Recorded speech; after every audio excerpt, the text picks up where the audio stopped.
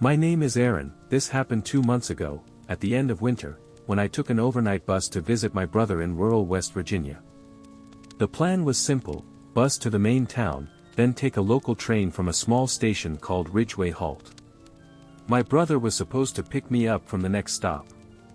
I didn't know at the time that Ridgeway Halt had been closed for almost 14 years. When the bus dropped me off around 9:40 p.m., I was the only passenger getting off. The driver even asked twice, "You sure this is where you want to stop? It's pretty dead out here at night." But I had already bought the train ticket online, and the schedule said one train passes at 10:15 p.m. The bus disappeared down the highway, and within a minute I felt completely alone. The station was tiny, just one platform, a rusty sign, and a long track stretching into the woods. There was a single lamp flickering above a bench. Everything looked abandoned except the fact the lamp still worked. I checked my phone. No service. Great. I sat on the bench, listening to the wind whistle through broken windows of the old station office. It was quiet. Too quiet. Not even crickets. A few minutes passed before I noticed movement at the far end of the platform. Someone was standing there. A man. Long coat. Face shadowed. Perfectly still, like he had been waiting even before I arrived. I thought he might also be catching the train, so I raised a hand awkwardly. He didn't move. Not even a wave back. Whatever. Maybe he was just avoiding social contact. 10:05 p.m. I heard a sound in the distance, a train horn. But it didn't sound normal. It was low, strained, almost like someone imitating a train badly. I looked at the man at the end of the platform. He turned his head slowly toward the sound, then slowly back toward me. Something felt wrong. 10:12 p.m. The track started vibrating under my feet. So the train must be close, but the woods ahead were pitch black, no lights, no headlamps, nothing. Still, the vibration got stronger. Then I heard it. A metallic screech, like old wheels grinding against rails after decades of rust. The sound grew louder and louder, but the tracks remained empty. Then a gust of wind blasted through the platform. Cold. Bitter. Like a pressure wave, the lamp above me flickered violently. And the other man, he stepped back from the platform edge, not casually, but like he already knew what was coming. A moment later, the train arrived. But it wasn't visible. Only sound, only wind, only the vibration under the concrete. It was like an invisible train was passing by at high speed. The air distorted around the tracks, like heat rising from asphalt. The bench beside me rattled. My backpack slid across the ground. I stumbled to my feet, terrified, as an enormous force rushed past. Something huge, heavy, but completely unseen. Then, all at once, it stopped. Total silence fell. I turned toward the man in the long coat. He was now facing directly at me, closer than before. "How long have you been waiting?" he asked. His voice was low, hollow, as if speaking through a long tunnel. I'm just catching them," I began. He interrupted, "You shouldn't be here." My stomach dropped. "I'm waiting for the 10:15 train," I said. "It just passed, right?" He shook his head slowly. "No train has stopped here in years," he whispered. "Not a real one." I laughed nervously, but he wasn't joking. His eyes were sunken, glassy, almost gray. Before I could question him, the lamp above us flickered again. This time, it didn't come back on. Pitch black.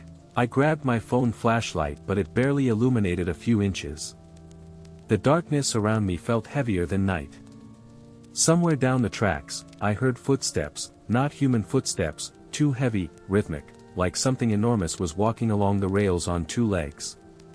The man whispered sharply, "Don't run. Don't move." But every instinct told me otherwise. In the distance, two tiny lights appeared. They looked like train headlights, but wrong. They were too high, too far apart, and moving like eyes. The heavy footsteps got louder, closer. The man grabbed my arm. His hand was ice cold. If you move, it sees you. If you breathe too loud, it hears you. What is it? I whispered. He leaned in so close I felt his breath on my ear. It's looking for passengers.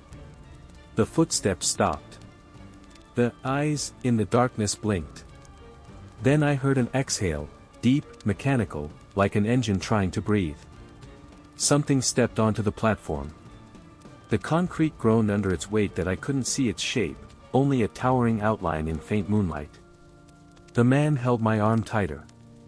Don't move. But my body was shaking out of control that I felt a warm trickle on my leg. I was so terrified I had peed myself. Then the creature leaned down. I felt its breath sweep across my face, hot, metallic, foul like burning oil. And it spoke. In a voice like steel dragging on steel, "Ticket, please." My heart almost stopped. The man beside me whispered, "It can't see us if we don't run. Stay still." But my legs involuntarily stepped backward. The metal voice boomed, "Passenger. Identified." The creature lunged. I screamed and bolted toward the parking lot. The man yelled something, maybe, "Stop." But I didn't look back. Something massive crashed behind me, shaking the ground as I sprinted up the hill. I didn't stop running until I reached the empty road. In the distance, I heard the train again, not passing, but roaring in anger. A lone truck eventually passed and took me into town. The driver told me something I still haven't fully processed. "Boy, Ridgeway Halt ain't open. That place closed after the 2011 derailment. Killed everyone waiting on that platform." Sometimes folks swear they still hear the last train there. When my brother arrived later, we drove past the station from a distance. There was no lamp.no bench.no man, nothing. Just a collapsed building and overgrown tracks. But as our car passed, my phone buzzed. I texted my best friend, "Call me in 10 minutes. Emergency." I stayed frozen in my bed. The doorknob twitched. Just slightly. Like someone was testing if I had locked it. Then the footsteps walked away. In the morning, I went downstairs and Miles was eating cereal like nothing happened. I asked him, casually, if he got home early last night.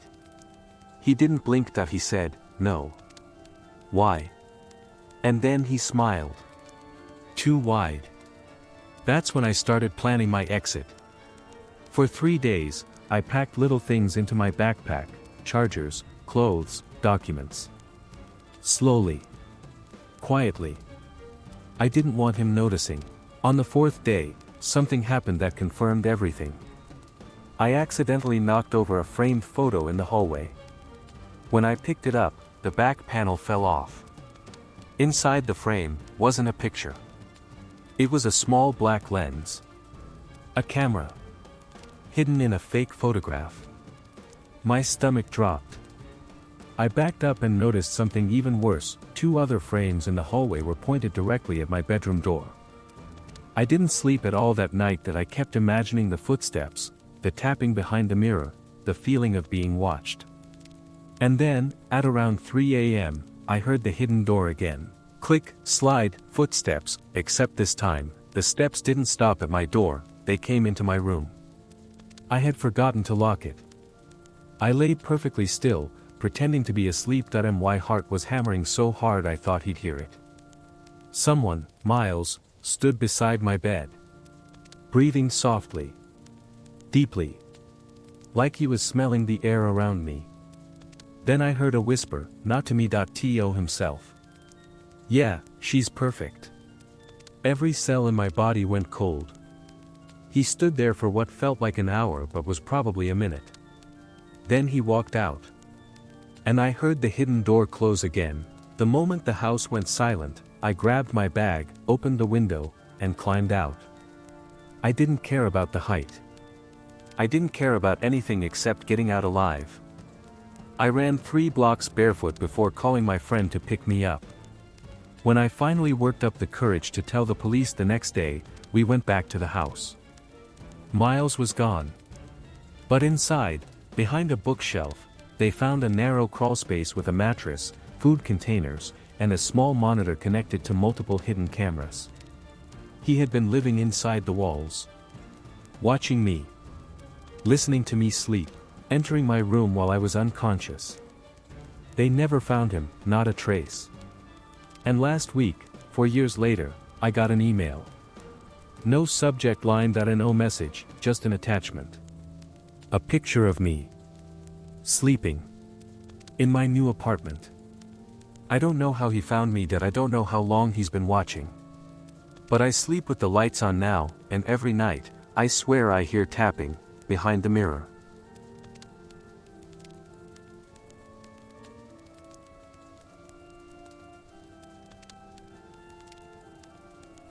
I want to stay anonymous for this one. Not because I'm scared the guy will find me again, I'm scared that he already has. I moved 4 times since this happened, changed jobs twice, even deleted all my old social media. But sometimes at night, when I'm lying in bed, I get this feeling, like someone is standing outside my door, listening, the same way he used to. Back in 2021, I had just moved into my first apartment alone. It wasn't great. Thin walls, old carpet, and that constant smell of cigarettes no matter how many air fresheners I used. But it was cheap, and it was mine. That alone felt like freedom. Across the hall lived a man named Evan. Early 40s, quiet, barely spoke. The type of neighbor who nods politely but never smiles.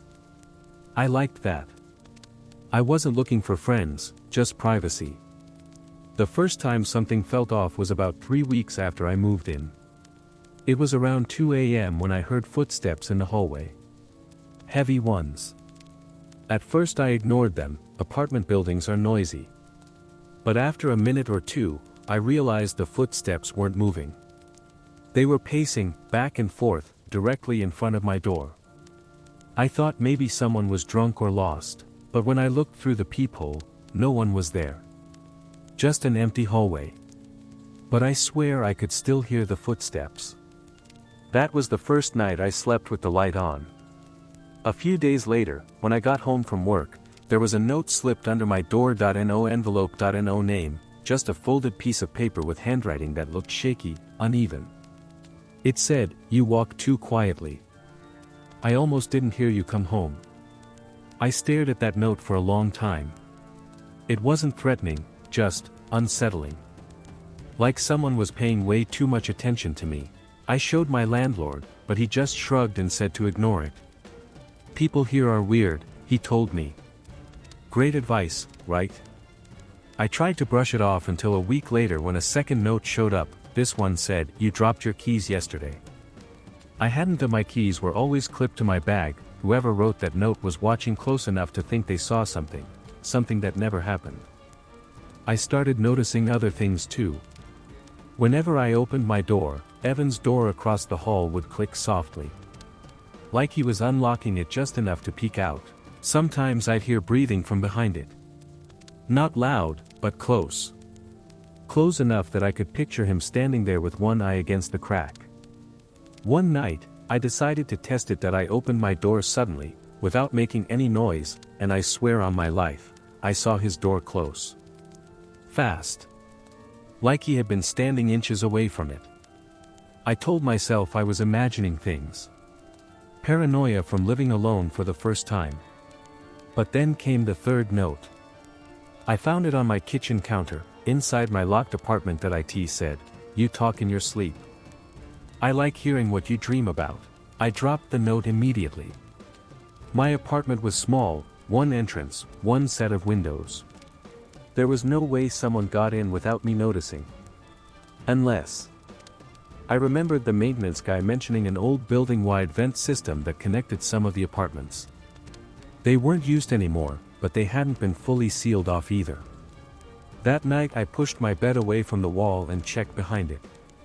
There was a vent, the screws were loose, and on the inside of the metal frame, there were fingerprints. I couldn't stay there another night. I packed a bag and went to a friend's place. The next morning, I brought the notes to the building manager and demanded he check the vent system immediately. When he opened the vent in my bedroom, something fell out. A phone, not mine. A cheap, cracked Android with the screen smashed in. When he managed to power it on, the wallpaper made my stomach drop. It was a picture of me, sleeping, taken from the exact angle of the vent. The manager called the police, and they went straight to Evan's apartment. But here's the part that still keeps me up at night: the apartment was empty, completely empty. No furniture, no clothes, no food, not even dust. It looked like no one had lived there in years. But the lease paperwork said otherwise. Evan had moved in a month before me. Paid in cash. No ID on file. And the only thing they found in that entire apartment was a sleeping bag, positioned directly across from the vent connecting to my room. They never found him, not in the building, not in the city. That he disappeared like he'd never existed. But 3 months after I moved out, I got a voicemail from an unknown number. It was only 5 seconds long, just breathing, slow, deliberate breathing. And at the very end, a whisper, so faint I barely caught it. "You still walk quietly." I deleted the message, but the voice still loops in my head sometimes. Especially at night, right before I fall asleep, when the apartment gets quiet, and I swear I hear breathing coming from inside the walls.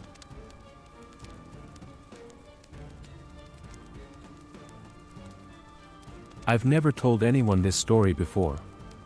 Not because I'm scared people won't believe me, but because I'm scared someone will.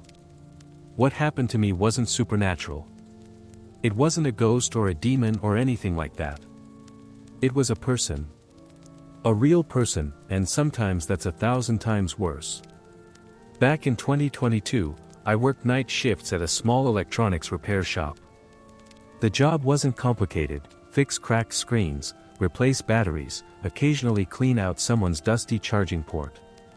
The only problem was the hours. I'd usually get home around 3 a.m., exhausted, and crash into bed with my phone still in my hand. One night, after a long shift, I was scrolling through my gallery looking for a picture I took earlier that day. I was half asleep, barely paying attention, until I noticed something strange. There were 6 new photos in my gallery, all taken around 1:40 a.m., during the time I was at work. I opened the first picture and froze. It was a photo of my bedroom, taken from the doorway, lights off, just a faint streetlight glow coming through the curtains. I didn't take that picture. My heart started pounding as I opened the second one. This time the angle was different, lower, almost like someone had crouched near my desk. The photo was grainy but clear enough to recognize my room instantly. My bed. My backpack on the floor. Even the hoodie I left hanging on my chair. The third picture, that one almost made me drop the phone. It was taken right beside my bed, so close that the corner of my pillow was in frame. Someone had been standing inches from where I sleep. My first thought was that my phone must have been hacked. Maybe some kind of malware, some creepy stalker software. But the photos weren't screenshots, they were taken with my actual camera. Which meant someone physically held my phone, inside my apartment. I lived alone, that I always locked my door, and nothing looked disturbed. But as I kept scrolling, the pictures got worse. The fourth image was a close-up of my nightstand, my phone charger, my glasses, my keys. The keys bothered me most. Because in the picture, they weren't on the nightstand the way I remembered leaving them. They were placed neatly. Lined up perfectly. Someone had touched them. The fifth picture was taken from inside my closet. I didn't even know my phone could capture that angle. It was a narrow shot, squeezed between my jackets, aimed directly at the sliver of my room visible through the small space between the doors. Someone had been hiding in there. The final photo was the worst. It was me, asleep, taken so close. The camera had focused on the details of my face, my eyelashes, the way my hair had fallen across my forehead, the faint reflection of light on my lips. That I don't think I've ever felt that kind of fear before. The kind that makes your whole body freeze. My phone had been right beside my pillow while I slept. Someone took it, took photos of me, and put it back, without waking me up. I didn't sleep at all that night. I kept every light on and sat in a corner with a kitchen knife, staring at the closet door like something was going to crawl out of it. The next morning, I went straight to the building manager. I demanded he check the security footage from the hallway. He looked annoyed, but when I told him someone had gotten into my apartment, he finally agreed. We checked the footage together. From 11 p.m. to 3 a.m., nothing. No one entering or leaving my unit. No one even walking near my door. But at 1:37 a.m., the exact time the pictures were taken, there was a glitch in the camera feed. 3 seconds of static. Then it went back to normal. I asked if that happened often, that he said never. That was enough for me. I didn't care about money or the lease. I packed all my things in 2 hours and left the same day. I thought it was over, that I hoped it was over.